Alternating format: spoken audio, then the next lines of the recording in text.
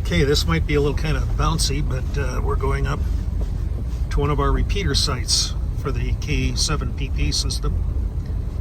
And this particular site is near Bremerton, Washington.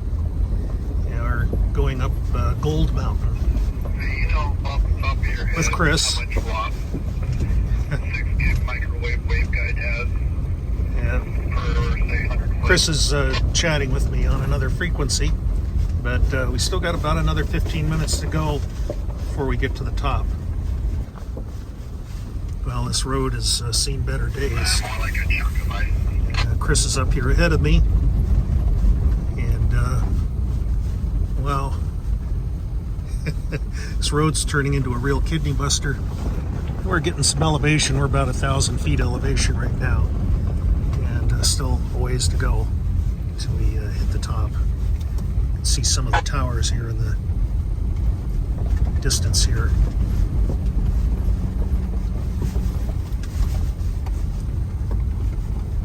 We're starting to get up close to the top.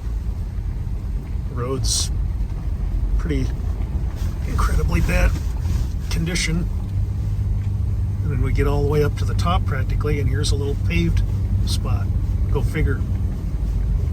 Anyway, it's going to get much rougher. And we're going to the furthest site back on the mountaintop. Well, this is going to be the worst of it, I think. I've been coming up here for almost 50 years, on and off, working in the two-way business, and they've never really improved it. They patch things here and there, but wow, this is the last leg before we get to the repeater site.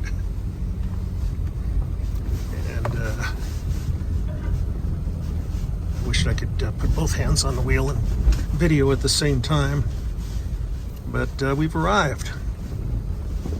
Come around the corner here, and we're at the repeater site. Okay, up on the mountain, and there's our building right there, and here's the tower that we're on. And the antenna is all the way up to the top on the far right side. That's our transmitting antenna right there.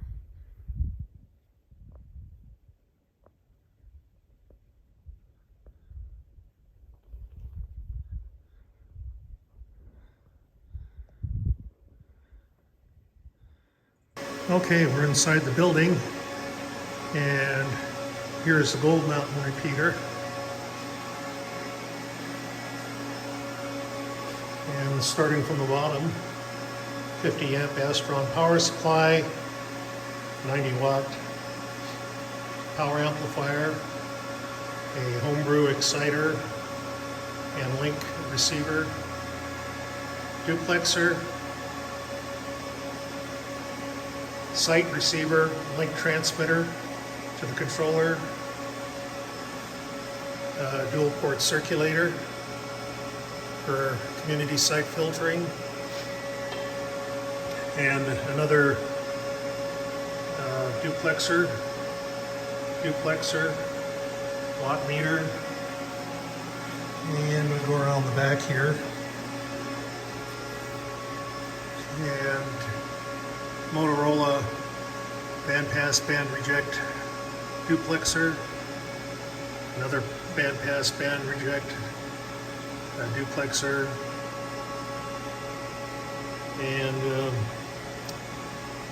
the main power amplifier, dual port circulator, dual port dummy loads, and down here the link package that links the site over at Cougar Mountain to the site, and the cooling fan where all three fans are dead. So that's what we're replacing today.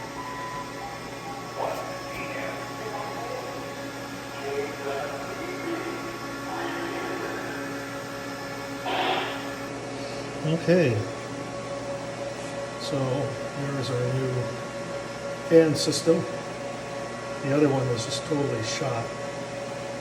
And hopefully this one's going to make a difference. Oh yeah, boy, you can feel the air moving. Yep. Hopefully it'll keep things nice and cool.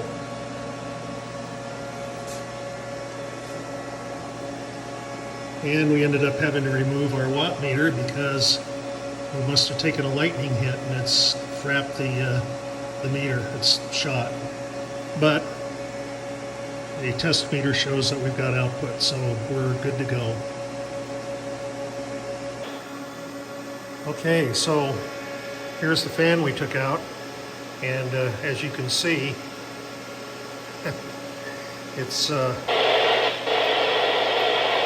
pretty well shot.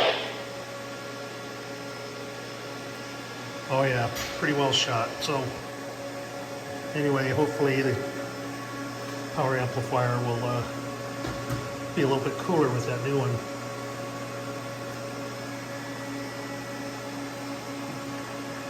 And that's the second watt meter we've blown up at this site. Antenna's at the very top, and it's the furthest south site on Gold Mountain, so any weather coming in from the south, first thing it hits is our antenna, and that includes lightning. I think we're okay. I'm gonna button up and head down, and you can see the feed lines there. We've got 7/8 celiacs going all the way to the top of the tower, and 1/2-inch celiacs going to our link antenna. So this is the 441.2 repeater site plus, and the access tone is 123 hertz. So it's open to the public to use. And as you can see, the watt meter is registering even though it's not hooked to anything. And the needle is frozen in one direction. So, yeah. Oh, there it moved a little bit. Yeah, totally zappoed. Okay, now button her up and get off the hill. It's supposed to rain tonight. Thanks for looking. This is Pete and Chris, 87 AKB and K7PP, and we're out of here.